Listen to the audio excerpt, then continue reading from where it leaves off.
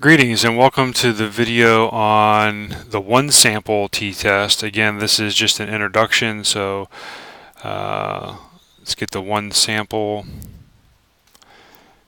t-test. So this is the last in the family of t-tests. Remember, there's three. We've already covered the independent t-test, the dependent t-test or paired samples t-test, and now we're covering the one sample t-test. It's the easiest mathematically to kind of wrap our minds around, but maybe more difficult for us to accept, and you'll see why in just a minute. So formulaically, what does it look like? It's just our t-value here to calculate is just going to be an x bar minus some mu that we choose divided by the standard error of the mean. Okay, so remember this term here is standard error of the mean, which could be written out, I guess, kind of two ways. You could keep it all under the radical and just say this is the variance divided by the total n in the sample, or you could say it is the standard deviation divided by the square root of m, which is probably the more familiar way of seeing it in textbooks right here. And so this is your sample mean that you calculate, and then what you're asking here fundamentally is your sample mean different than some mean in a population? So for example, you might collect your sample and get a mean age of, I don't know, so maybe 20.36 years and as an age variable in your sample from n equals 1,000 college students. And what you might want to know then is, and this is my sample mean right here, and what you might want to know is can I consider this 20.36 years the same as a national average of age of college students to be, say, I don't know, maybe the national average is known and it's 21.76 years. I'm just making these numbers up.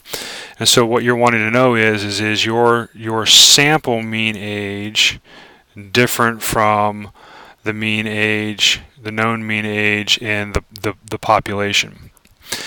And that's simply all you're doing. And so to do this, you're just going to subtract these two values and then divide by the standard error of the mean that you're going to get from your sample. So this standard deviation right here will come from your sample.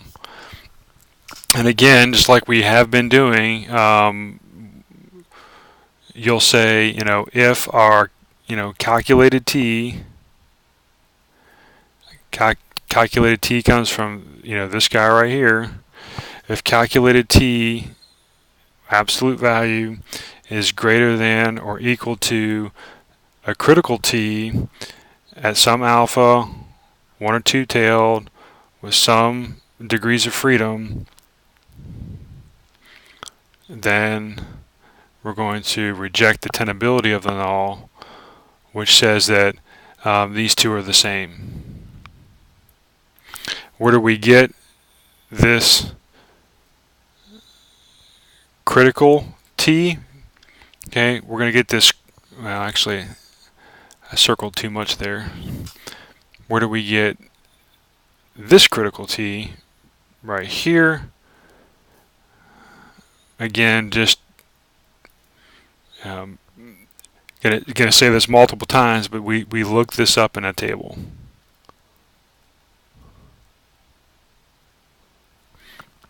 Okay, so that's just a real quick one for the one sample test. I guess what's hard for the students to understand is that this is actually a value that is chosen by the researcher, either because either they're choosing it arbitrarily, or they're choosing it because the mu in the population is known and they want to know if their sample was a sample that could be considered representative of this population mean.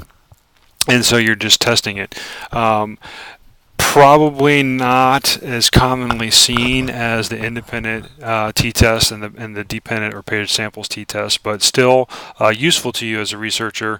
Probably see it more in survey research than human subjects research, at least in my experiences. So that's it for this one. Just a real quick introduction. Thanks for watching this video.